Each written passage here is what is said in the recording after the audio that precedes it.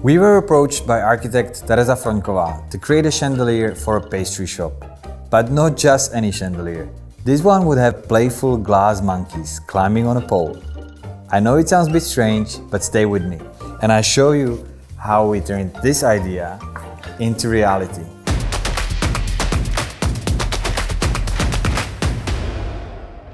When we saw the first drawings, we immediately knew where to begin. The engineering part looked pretty simple, but the whole project depends on one thing: the monkeys. So the first stop was the Glassworks, and there was only one person we trusted for this job. So I'm currently in Murano, Veneto region in Italy, and I'm heading to the Murano glass factory run by my friend Roberto Beltrami, and we're going to do some glass prototyping.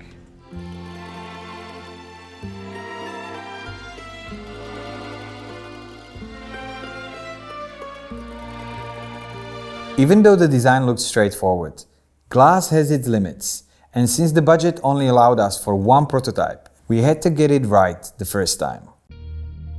I brought a small steel fixture to help us test how each monkey would sit on the chandelier. The goal was to check the shape, size, a level of detail we could achieve within our time limits. After we received the prototype and reviewed it with Tereza, we figured out we could only spend 1 hour per monkey in glass hot shop. Balancing budget and results is always the biggest challenge. Anything is possible if you have unlimited time and money, but when you don't, every decision has to count. So I booked another flight back to Murano.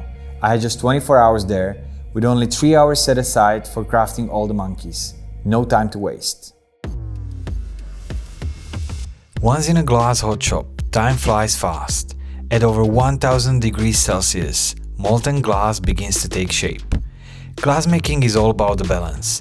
The glass needs to be exactly the right temperature. If it's too cold, it breaks. If it's too hot, it becomes too fluid and hard to control. Adding to the shape, little by little, they start with the body. Then they add one hand, the second, more detail. Each addition requires cooling down before the next one can be attached. Different thicknesses of glass change temperature in different speeds. Therefore, it's really hard to keep the whole structure the right temperature. So we finished this day of prototyping or manufacturing. Unfortunately, we didn't manage to do all of the 3 sculptures, and I had to reschedule my flight tomorrow. I have to stay an extra day. I have to finish the 3rd monkey, make sure that everything works the way we intended, and it's gonna be another interesting day. These things happen, and we need to be flexible and adjust accordingly. Back at the factory, day 2. Let's give it another shot. Hopefully, we will be better.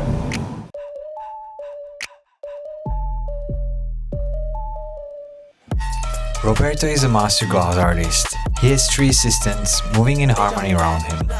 They are helping him keep things the right temperature, stable, and they add more glass. It's a teamwork. My role here is to guide Roberto and ensure the piece develops according to the overall design we're aiming for. And of course, I try not to get burnt. This lively tale is a good example of what happens when the glass is too warm. It becomes unpredictable.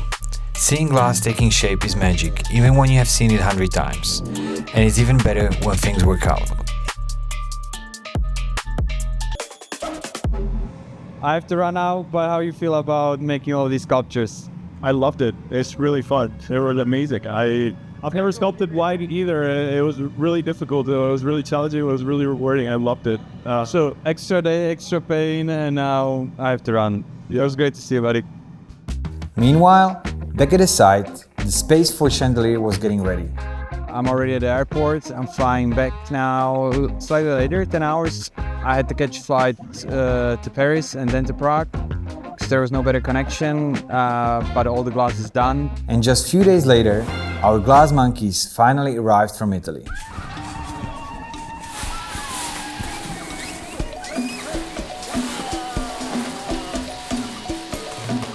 Seeing them finished for the first time, we are really happy with the results. But the monkeys were only part of it. Next, we had to make the metal pole that they would hang from. Our friend Martin, who does most of our metalwork, handled that part. And he's always incredibly precise. Once the steel parts were ready, we gave them a fresh coat of paint. Then came one of my favorite moments, the test assembly.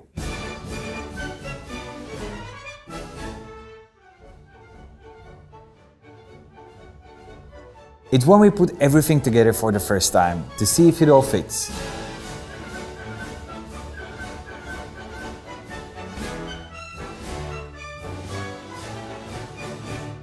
It didn't fit.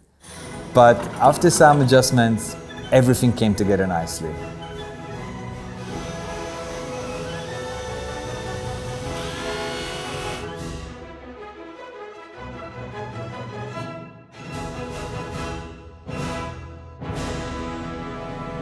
Now, it was time to show everything to Tereza, to see if the chandelier matched her vision. Although we discussed each stage in detail, she is seeing it completed for the first time.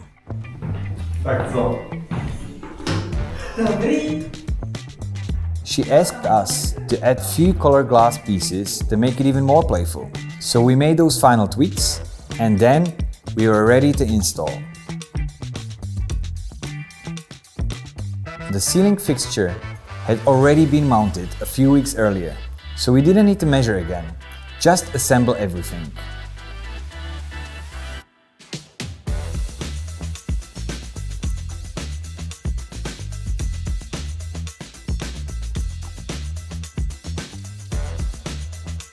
Once all parts were in place, the last job was the lighting. During the process, we decided not to put the lights inside the chandelier itself, but use external spotlights, highlighting everything instead. Before I show you the final result, let us know what you think of the process.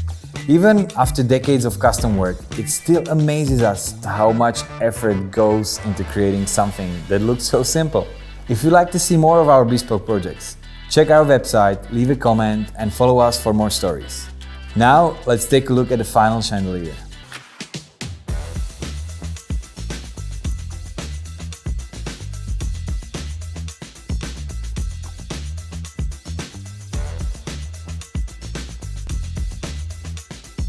And that's why it takes time.